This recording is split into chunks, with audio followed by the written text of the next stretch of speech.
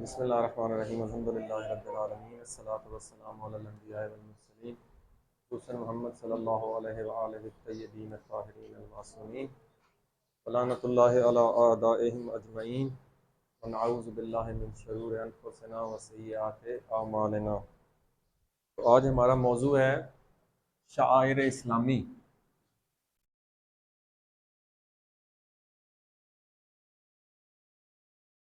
تو یہ بنیادی طور پر عزاداری ایک ہمارا موضوع ہے۔ سارے اعتراضات اسی پہ ہی ہوتے ہیں نا، عزاداری سے متعلق، چاہے وہ عزاداری منانا ہے، چاہے وہ جلوس نکالنا ہے، شبی ہے، تابوت ہے، کالے کپڑے پہننا ہے، ماتم ہے، زنجیر زنی ہے، یہ ساری چیزیں ہی ہیں نا۔ تو اس کا جو پہلا ٹاپک ہے وہ ہمارا وہ عزاداری منانا، کہ عزاداری منانی چاہیے یا نہیں منانی چاہیے۔ دوسرا ٹاپک ہے رونا۔ اب یہ چیزیں تین ہوتی ہے: رونا، گریہ کرنا، گریہ سے مراد یعنی نوحہ، اور تیسرا ہوتا ہے ندبہ۔ تو اس میں نوحہ بھی شامل ہے، ماتم بھی شامل ہے، ٹھیک ہے، یہ اس کے وسیع معنی ہے۔ تو عزاداری منانا یعنی یہ خاص دن جو 10 دن ہیں، کس کی یاد میں؟ یعنی سید الشہداء اور ان کے خاندان اور اصحاب کی شہادت اور ان کی مظلومیت پر۔ تو پہلی چیز ہوتی ہے کہ یاد منانا۔ یہ ہم عزاداری کس لیے کرتے ہیں؟ یہ ہم یاد مناتے ہیں۔ کیا یاد منانا یہ صحیح ہے یا نہیں صحیح؟ ٹھیک ہے، تو دیکھتے ہیں کہ کہاں کہاں پر عزاداری کو منانا درست ہے یا منع ہے۔ مسئلہ یہ نہیں ہے، ہمارے یہاں بے تحاشا روایات ہیں، مذہب تشیع میں تو بہت زیادہ ہیں۔ مسئلہ کیا ہے کہ جو اعتراضات کرتے ہیں وہ کون کرتے ہیں؟ وہ دوسرے فرقے والے کرتے ہیں۔ تو ہم نے ثابت کرنا ہے انہی کے فرقوں میں سے، کیا ان کے فرقوں میں یہ عزاداری منانا صحیح ہے؟ تو پہلی جو روایت ہے وہ بدایہ ون نہایہ، یہ بڑی مشہور کتاب ہے اہل سنت کے، جو ابن کثیر، جو مستند ترین کتاب مانی جاتی ہے اہل سنت میں، اس میں یہ روایت موجود ہے کہ پیغمبر خدا صلی اللہ علیہ وآلہ وسلم شہداء کی قبر پر ہر سال جایا کرتے تھے۔ جو شہید ہو گئے تھے ان کی قبروں پر ہر سال جاتے تھے۔ جب وہ پہاڑی کے دامن میں پہنچتے تھے تو وہاں دور سے سلام کرتے تھے کہ السلام علیکم بما صبرتم، کہ آپ لوگوں پر سلام ہو کہ آپ نے صبر کیا اور اس اچھے مقام پر پہنچ گئے۔ اب یہ صرف پیغمبر خدا نہیں جایا کرتے تھے، اب یہ خود مصنف لکھ رہا ہے کہ پیغمبر خدا کے بعد حضرت ابوبکر اپنی خلافت کے دور میں ہر سال جاتے تھے، اس کے بعد حضرت عمر جو ہیں اپنی خلافت کے دور میں وہ بھی ہر سال جایا کرتے تھے، اور حضرت عثمان بھی اپنی خلافت کے دور میں ہر سال جایا کرتے تھے۔ تو وہ کیوں منایا کرتے تھے؟ اگر یہ یاد منانا ہر سال منع ہے تو پیغمبر خدا کیوں جایا کرتے تھے؟ ان کے بعد جو تینوں خلفاء ہیں پہلے، وہ کیوں جایا کرتے تھے؟ تو یہ ثابت ہوتا ہے کہ یاد منانا درست ہے۔ اب دوسری چیز، یہ ہو گیا پہلا۔ دوسرا، خود یہ بھی اہل سنت کی کتب میں سے ہے، کون سا؟ سورہ فجر ہے، والفجر۔ ول کا ہوتا ہے قرآن میں واللہ، اللہ کی قسم، واؤ جو ہے قسم کے لیے بھی ہوتا ہے، کہ والفجر ولیال عشر، اللہ قسم اٹھا رہا ہے کس کی؟ فجر۔ فجر کون سا وقت ہوتا ہے؟ صبح کا۔ فجر کے وقت کی اللہ تعالیٰ جو قسم اٹھاتا ہے وہ اچھی چیزوں کی اٹھاتا ہے، کسی غلط چیز کی کبھی پورے قرآن میں نہ اللہ نے قسم اٹھائی ہے، نہ محمد وآل محمد نے قسم اٹھائی۔ قسم ظاہر ہے ایک اچھی چیز کی، نعمت کی، جو اچھی چیز اللہ نے تخلیق کی ہے اس کی اٹھائی جاتی ہے، یا مسلمان کے لیے ہے کہ وہ قسم اٹھائے تو اللہ کی اٹھائے، اپنے سے بہترین چیز کی۔ اللہ قسم اٹھا رہا ہے فجر کی اور 10 راتوں کی۔ عشرہ نہیں ہوتا، عشر سے نکلا ہے، 10 راتوں کی قسم۔ اب یہ 10 راتیں کون سی ہے؟ قرآن نے ڈائریکٹ بتایا تو نہیں ہے کہ یہ محرم الحرام کی ہے۔ اب یہ دیکھتے ہیں کہ اس کی تفسیر میں کیا اہل سنت کیا بیان کرتے ہیں۔ اہل سنت میں خود جو یہاں پہ تفسیر در منصور، دو ہی اہل سنت کی جو یہ سیوطی کی ہے، یہ میں نے خود پڑھی ہے، یہ بہت اچھی ہے تفسیر، تفسیر در منصور، یہ سیوطی کی ہے۔ انہوں نے لکھا ہے کہ 3 اشرے، روایت ہے کہ 3 اشرے جو ہیں وہ فضیلت کے اشرے ہیں۔ ایک تو مشہور ہے کہ ماہ رمضان کا آخری اشرہ 10 دن، دوسرا ہے ذی الحج کے 10 دن، 10 کو عید ہوتی ہے 10 دن، اور تیسرا ہے محرم کے 10 ایام۔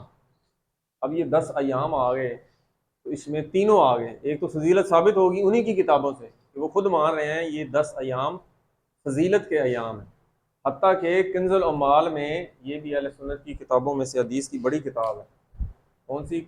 کنز العمال، اس میں تو لکھا ہوا ہے ڈائریکٹ کہ ان عاشورہ، یہ جو عاشورہ ہے یہ جو یوم من ایام اللہ، ان ایام میں سے ایک یوم، جو اللہ 10 گنوائے ان میں سے ایک یوم عاشورہ ہے۔ تو یہ تو بڑا واضح ہو گیا اہل سنت کی کتابوں سے کہ عاشورے کو منانا، اور اس کی فضیلت خود قرآن میں ہے، خود ان کی حدیث کی کتابوں میں ہے، تو یہ اس کو منانا کوئی مسئلہ نہیں ہے۔ اور آگے آئیں گی روایات آئیں گی، لیکن وہ دوسرے ٹاپک میں آئیں گی، اس میں خود بخود آ جائیں گی، ٹھیک ہے۔ اب یہاں پہ اگلا ٹاپک رونا، یاد کا تو کوئی مسئلہ نہیں ہے، پیغمبر خدا ہر سال مناتے تھے، اسی طرح دوسرے اصحاب بھی یہ چیزیں منایا کرتے تھے، وہ آگے ٹاپک میں آئیں گی۔ اب ہم روتے کیوں ہیں، یہی ہے نا؟ چلے، رونا ایک چیز ہے، رونے میں آواز جو ہے وہ نہیں نکالی جاتی، آنکھوں سے انسان روتا ہے۔ جو گریہ کرنا ہوتا ہے وہ تو بول کے ہوتا ہے نا، انسان جو گریہ زاری کرتا ہے، اکثر آپ نے دیکھا ہوگا یا حسین یا حسین کرتے ہیں، یا اور ندبہ ہوتا ہے اس سے بڑھ کے ہوتا ہے، اتنا شدت سے ہوتا ہے کہ اپنے آپ کو پیٹنا، سینے پہ ہاتھ مارنا، ران پہ ہاتھ مارنا، سر پہ ہاتھ مارنا، اس کو وہ ندبہ میں شامل ہوگا۔ تو پہلے دیکھتے ہیں رونا، کہ رونا جو ہے وہ کہاں کہاں پر ثابت ہے۔ پہلی بات تو یہ ہے کہ 3 قسم کے جواب ہوتے ہیں۔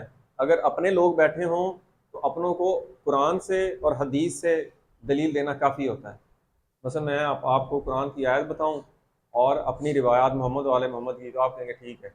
اب دوسرے تو ہماری حدیثوں کو ہی نہیں مانتے، پھر کیا کریں گے؟ انہی کی روایات میں سے، اس کو کہتے ہیں الزامی جواب، الزامی دلیل بھی کہتے ہیں۔ کیا کہتے ہیں؟ ہاں، تو ہمیشہ 2 فرقوں میں ہم نے اپنے آپ کو ثابت کرنا ہے تو ان کی روایات میں سے، اگر انہوں نے ہماری بات کو ثابت کرنا ہے تو ہماری روایات سے ثابت کریں گے۔ اب ہم ان کی روایات سے ثابت کریں گے کہ یہ جو رونا ہے یہ درست ہے کہ یہ درست نہیں ہے۔ رونا کیوں وہ کہتے ہیں، یہ منع کہاں پہ ہے؟ پہلی بات تو یہ ہے کہ منع ہے کیا رونا؟ حضرت یعقوب ہیں، تمام عمر روتے رہے ہیں، وہ کہتے ہیں نہیں جی شہید پہ رونا یا مرے ہوئے پہ رونا، کیونکہ قرآن میں ہے کہ جو ہے میت پہ رونا نہیں چاہیے، یہ ان کا۔ اب ہم دیکھتے ہیں کہاں کہاں پر یہ اجازت ہے اور کہاں کہاں پر رونا منع ہے۔ جب جنگ ہوئی، جنگ احد، اس میں حضرت حمزہ شہید ہوئے۔ جب پیغمبر خدا واپس آئے تو آپ کو پتہ ہے کافی شہید ہو گئے تھے احد میں۔ کیوں شہید ہوئے تھے؟ آپ نے جنگ احد نہیں پڑھی؟ جب وہ پہاڑی پہ پیغمبر خدا نے کہا کہ آپ لوگ نیچے نہ اترنا کسی بھی حالت میں، تو جب وہ دشمن بھاگ گئے تو انہوں نے دیکھا مال غنیمت اکٹھا ہو رہا ہے، تو وہ اصحاب جو ہیں وہ نیچے آ گئے۔ جب دشمنوں نے دیکھا، خالد بن ولید نے دیکھا، تو پھر دوبارہ حملہ کر دیا۔ جب دوبارہ حملہ کیا اور پھر وہ نعرہ بلند کر دیا کہ پیغمبر خدا شہید ہو گئے ہیں، تو وہاں پہ افراتفری پھیل گئی، تو وہ اصحاب بھی، ہمارے اصحاب بھی شہید بھی ہو گئے، کچھ بھاگ گئے، تو چند 2-4 اصحاب تھے جو لڑتے رہے، اس میں ہمارے کافی شہید ہوئے۔ تو وہ جو شہید ہوئے حضرت حمزہ، یہ چچا تھے پیغمبر خدا کے، ان کو سید الشہداء ان کو بھی کہا جاتا ہے۔ تو یہ شہداء کے جب پیغمبر خدا واپس آئے تو پیغمبر خدا نے آواز سنی کہ عرب نوحہ بہت کرتے تھے، بیان کرتے تھے، کوئی مر جاتا تھا، تو پیغمبر خدا نے کہا کس کے رونے کی آواز آ رہی ہے؟ انہوں نے کہا احد کے جو شہداء ہیں ان کے گھر والے ان پر نوحہ کر رہے ہیں، بیان کر رہے ہیں۔ تو پیغمبر خدا نے کہا کیا میرے حمزہ کے لیے نوحہ پڑھنے والا کوئی نہیں ہے؟ یہ اہل سنت کی کتاب میں۔ تو اس کے بعد سے ایک روایت چل پڑی عرب میں کہ جب بھی کسی کا کوئی شہید ہوتا تھا، جو مرتا تھا، سب سے پہلے حضرت حمزہ پہ ماتم یعنی نوحہ ہوتا تھا، گریہ ہوتا تھا۔ اگر گریہ یہ اہل سنت والے خود بتا رہے ہیں گریہ جائز نہ ہوتا تو یہ آپ کی روایت میں آ رہا ہے۔ اور پھر پیغمبر خدا نے دعا بھی دی، جب پیغمبر خدا کو پتہ چلا کہ حضرت حمزہ پہ وہ روئے ہیں اور انہیں بیان شہید نہیں تھے وہ حضرت حمزہ. جب روئے تو پیغمبر خدا نے کہا کہ اللہ تعالیٰ ان پر ان کی یعنی اولاد ان کی اولاد کو بھی خوش رکھے. دعا دی پیغمبر خدا. رونا اس لیے منع نہیں ہے. اصل میں رونا سٹارٹ کہاں سے ہو؟ اگر آپ فلسفے کی نگاہ سے دیکھیں گے رونا صبر کے منافی ہے. ٹھیک ہے نا؟ عقلی بات ہے نا. جب کوئی تکلیف آتی ہے، پریشانی آتی ہے، مصیبت آتی ہے تو انسان صبر کرے، یعنی روئے نہ، گڑ گڑائے نہ، یعنی شکایت کی آواز بلند نہ کرے. صبر کی یہی ہوتی ہے کہ آپ کو کوئی مصیبت آئی ہے تو آپ کیا کریں، یا آپ کو کسی نے اذیت دی ہے، اگر آتا ہے کہ آپ صبر کریں، اس سے مراد یہ ہے کہ جو بات آپ کے دل کے اندر ہے اسے باہر بیان نہ کریں. تو یہ جو صبر ہے، صبر مسئلہ یہ ہے کہ انہوں نے صبر کو سمجھا نہیں. صبر دو طرح کا ہوتا ہے. ایک صبر ہوتا ہے جو قرآن میں زیادہ تر آیا ہے نا، وہ جنگ میں صبر ہے، اور دوسرا عمومی صبر ہے. یہ جو جنگ میں صبر ہے نا، یہ والا صبر ہے ہی نہیں. جنگ میں صبر جو قرآن میں آیا ہے کہ ربنا افرغ علینا وثبت اقدامنا، کہ اللہ تعالیٰ ہمیں صبر عطا فرما اور ہمارے قدموں کو ثابت رکھ، ٹھیک ہے، اور ہمیں کامیابی عطا فرما. وہاں پہ ہے کہ بھاگنا نہیں ہے جنگ سے، جنگ سے بھاگنا نہیں ہے، یہ صبر ہے. ایسے ہی ہے نا، عقل بھی اس کو مانتی ہے کہ اگر آپ جنگ کر رہے ہیں، وہاں صبر سے مراد ہے کہ آپ لڑتے رہیں چاہے دشمن کی تعداد بہت زیادہ ہے، وہاں پہ ظاہر بڑا کٹھن ہوتا لڑنا، تو وہاں پر جنگ سے فرار نہ کرنا، یہ صبر ہے. وہ جو بھی آپ کو آیت پڑھی ہے وہ اس سے واضح ہے. خود جو صحیح بخاری میں جو روایت ہے، صحیح بخاری میں کیا روایت ہے کہ ابن عمر، حضرت عمر کے بیٹے تھے، انہوں نے نافع بہت بڑے صحابی تھے، ان سے سوال کیا کہ جنگ سے پہلے جو درخت کے نیچے بیعت لی گئی تھی وہ کیا تھی بیعت؟ تو نافع نے کہا وہ یہ بیعت تھی کہ جنگ سے بھاگنا نہیں ہے، یعنی صبر کرنا. یہ ان کی روایت صحیح بخاری سے مستند تو کوئی کتاب نہیں ہے. تو وہاں پہ صبر سے مراد کیا ہے کہ جنگ سے بھاگنا نہیں ہے. اب دیکھیں گے پیغمبر خدا نے کہاں کہاں پر صبر کیا یا نہیں کیا. ایک روایت ان کی بھی ہے اور ہماری بھی روایت ہے کہ پیغمبر خدا ایک دفعہ خطبہ دے رہے تھے اور امام حسن اور حسین اس وقت چھوٹے تھے بہت، وہ چلتے ہوئے آ رہے تھے اور گر پڑتے تھے. اب جو خطبہ ہوتا ہے وہ واجب ہوتا ہے جمعہ کا، تو پیغمبر خدا خطبہ چھوڑ کے اٹھے اور ان کے پاس گئے، ان دونوں کو اٹھایا اور اپنے پاس لے کے آئے اور فرمایا، یہ نہیں کہ چلو بٹھا لیا، اور فرمایا کہ میں دیکھ رہا تھا کہ حسن اور حسین گر پڑتے ہیں تو میرے سے صبر نہ ہوا. تو اس کا مطلب ہے کہ صبر میں ایک حد تک گنجائش ہے. وہ کیا ہے؟ وہ یہ ہے کہ اللہ تعالیٰ کو شکایت نہ کی جائے.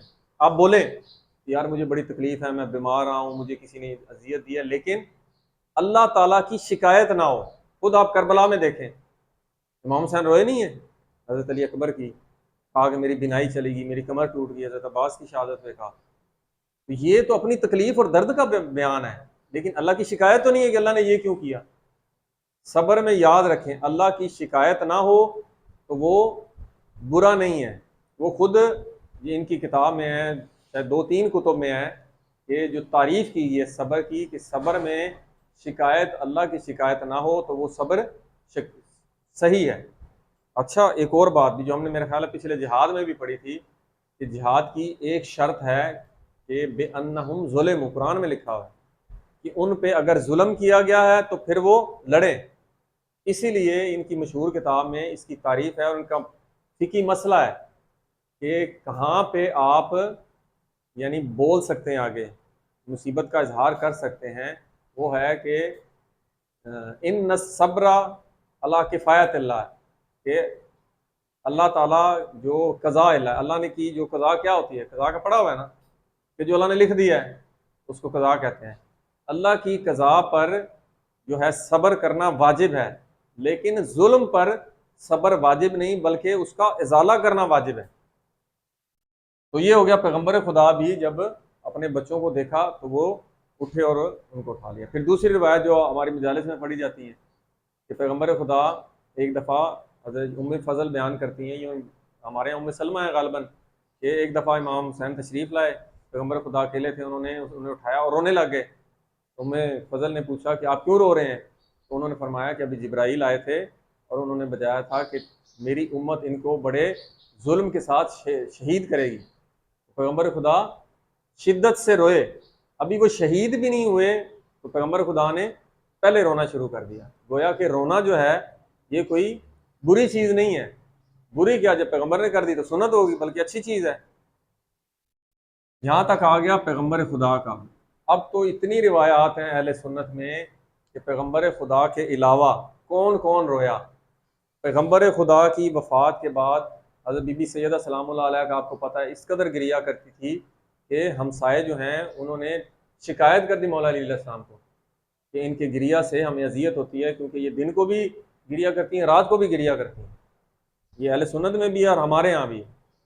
خود مولا علی علیہ السلام نے اس قدر گریا کیا کہ خود نہج البلاغہ میں یہ خطبہ موجود ہے کہ مولا علی نے فرمایا کہ صبر کرنا واجب ہے مگر یہاں پر نہیں، یعنی نبی کی اس وفات پر۔ اس کے بعد جو آپ تینوں خلفاء کا آپ نے وہ شروع کی کتابوں میں بھی پڑھا ہے کہ جب حضرت عمر کو پتہ لگا کہ پیغمبر خدا وفات پا گئے تو وہ تلوار لے کے نکل گئے، ٹھیک ہے۔ اسی طرح حضرت عثمان کا لکھا ہوا ہے کہ وہ اپنے حواس کھو بیٹھے۔ رونے پر حضرت عائشہ کی اس قدر ہیں کہ رونے پر الگ ان کی روایات ہیں ان کی کتابوں میں، ان کے گریا کرنے پہ الگ روایات ہیں اور ان کے ندبہ کرنے پہ الگ روایات۔ پھر حضرت ابوبکر کی وفات پر حضرت عائشہ نے گریا کیا اور ندبہ حتیٰ کہ لکھا مجلس پڑھی، یہ اہل سنت کی کتب میں ہے۔ پھر حضرت جو بی بی سیدہ ہیں ان کے نوحے بیان ہیں اہل سنت کی کتابوں میں، جو نوحے حضرت سیدہ نے پڑھے ہیں وہ نوحے لکھے ہوئے ہیں ان کی کتب میں۔ آپ کو یہ بھی میں نے بتایا تھا کہ محمد بن ابی بکر یہ حضرت عائشہ کے بھائی تھے، جنگ جمل میں حضرت علی کے ساتھ انہوں نے جہاد کیا تھا، تو یہ بصرہ میں گورنر بنایا تھا مولا علی نے انہیں، تو انہیں عمرو عاص نے ان کو گدھے کی کھال میں بند کر کے آگ لگا دی تھی۔ جب حضرت عائشہ کو پتہ لگا تو حضرت عائشہ نے گریا کیا تھا ان کو۔ تو گریا اہل سنت کی کتاب میں رونا گریا کرنا یہ ہر خود حضرت ابوبکر کے گریا کرنے کی روایات موجود ہیں۔ خود حضرت عمر جب انہوں نے اپنے بیٹے کو، یہ مشہور واقعہ ہے کہ ان کے بیٹے نے ان کو سزا ملی کوڑے، جب کوڑے لگ رہے تھے، جب آخری کوڑا لگا تو ان کا بیٹا گر گیا، تو وہ فوراً انہوں نے اپنی گود میں اس کا سر رکھا اور رونا شروع کر دیا۔ جب لوگوں نے ان کو روتے دیکھا تو تمام لوگوں نے رونا شروع کر دیا۔ رونا ہمیں کہتے ہیں منع ہے اور خود اس طرح ہے۔ حتیٰ کہ یہ جو جنگ جمل لڑی گئی آپ کو پتہ ہے یہ کیوں لڑی گئی؟ یہ حضرت عثمان کی شہادت کے بعد جب مولا علی خلیفہ بنے تو بدلہ حضرت عثمان کے قاتلوں کے لیے کہ وہ ہمیں چاہیے قاتل، تو کیا معاویہ نے، یہ شام کا گورنر تھا، اس نے کرتا منگوایا حضرت عثمان کا جس میں وہ شہید ہوئے تھے، اور حضرت نائلہ جو ان کی بیوی تھیں ان کی انگلیاں کٹ گئی تھیں، تو وہ انگلیاں اور وہ کرتا لایا گیا جب شام میں، تو لوگوں کو اکٹھا کیا معاویہ نے۔ جب وہ لوگوں کو اکٹھا کر کے وہاں وہ کرتا دکھایا اور وہاں پہ گریا کیا اور لوگوں نے بھی دھاڑ مار کے روئے لوگ، اس حد تک ہے۔ اور بہت سے ابن عباس کا رونا ہے، یہ ثابت ہے، بہت بڑے رو رو کے ان کی آنکھیں بینائی چلی گئی تھی، ٹھیک ہے، یہ ہے رونا۔ نوحہ میں وہی آپ کو بتایا تھوڑا گریا کرنا ہوتا ہے، تو یہ وقت کم ہے، سب سے آپ کو بتایا تھا حضرت نوح کا نام نوح کیوں پڑا کہ وہ بہت گریا کرتے تھے۔ پھر اس کے بعد دوسرا گریا کرنا حضرت آدم کا ہے۔ پہلا قتل کس نے کس کو کیا؟ حضرت قابیل نے حضرت حابیل کو قتل کیا، شہیدی کہلائے کیونکہ بے گناہ قتل ہوئے تھے۔ تو حضرت آدم اور حوا نے ایک مدت تک آنسو بہائے ہیں ان کی اور گریا کیا ہے، نوحہ پڑھا ہے۔ انبیاء نے دیکھے نوحہ پڑھا، حضرت نوح نے پڑھا، انہوں نے پڑھا، حضرت یعقوب کا اب گریا ہے، دوسرے انبیاء کا بھی گریا ہے۔ آپ دیکھیں کہ کربلا میں یہ جو واقعہ ہوا ہے شاید آپ نے کبھی سنا ہو کہ جب مولا علی علیہ السلام غالباً جنگ صفین کے لیے اس مقام سے گزرے تو مولا نے پوچھا کہ یہ کون سا مقام ہے؟ انہوں نے کہا کربلا۔ تو وہاں حضرت علی زمین پر بیٹھ گئے اور اتنا روئے کہ زمین تر ہو گئی آنسوں سے، ابھی تو شہید بھی نہیں ہوئے تھے، جبکہ ہماری روایات میں ہے کہ اس کربلا میں انبیاء کا خون ہے۔ انبیاء کا کیسے خون ہے کہ ایک نبی آیا اس کو نہ وہاں ٹھوکر لگی اور ان کے پاؤں سے خون نکلنا شروع ہو گیا، وہ زمین پہ گرا۔ کسی کو کانٹا چبھ گیا، وہاں سے خون زمین پہ گرا۔ اب مجھے ایک اور واقعہ بھی یاد آ گیا کہ حضرت ابراہیم نے جب قربانی دی حضرت اسماعیل کی تو ظاہرہ دمبا آ گیا، تو حضرت ابراہیم کے دل میں تھوڑی سی وہ خلش رہتی تھی کہ شاید اللہ نے میری قربانی کو پورا تسلیم نہیں کیا۔ تو اس وقت جبرائیل کو بھیجا کہ اللہ فرماتا ہے کہ تمہیں اپنا بیٹا زیادہ عزیز ہے یا اپنے آخری نبی کا بیٹا زیادہ عزیز ہے؟ تو حضرت ابراہیم نے کہا کہ آخری بیٹے پیغمبر کا بیٹا مجھے عزیز ہے۔ تو انہوں نے کہا کہ کامل قربانی وہ دے گا، کیا اس کی تکلیف پہ تجھے رونا چاہیے یا اپنے بیٹے کی تکلیف پہ رونا چاہیے؟ تو انہوں نے کہا نہیں، وہ اہل ہیں پیغمبر خدا کے بیٹے جو امام حسین شہید ہوں گے، وہ زیادہ اہل ہیں کہ ان پہ رویا جائے۔ اور پھر ایک مدت تک وہ اس غم میں روتے تھے، اس غم میں انبیاء روئے ہیں۔ تو رونا اور نوحہ یہ جو گریا کرنا یہ تو بے تحاشا، اتنا وقت کم ہے، میں نے تو سوچا تھا اس میں تھوڑا ماتم بھی بیان کروں گا یا ندبہ بھی، تو انشاءاللہ کل جو، کیونکہ ماتم ہو گیا، ماتم میں دو چیزیں ہیں، ایک ہوتا ہے ماتم ہاتھ سے ماتم کرنا، وہ تو روایات بے تحاشا ہیں، اہل سنت کی روایات ہیں، کس کس نے، بڑے بڑے اصحاب نے ماتم کیا، جو ہے زنجیر کا ماتم، وہ جو ہے اس میں روایات لاتے ہیں، وہ انشاءاللہ ہم کل پڑھیں گے، ٹھیک ہے؟ اللہم صلی اللہ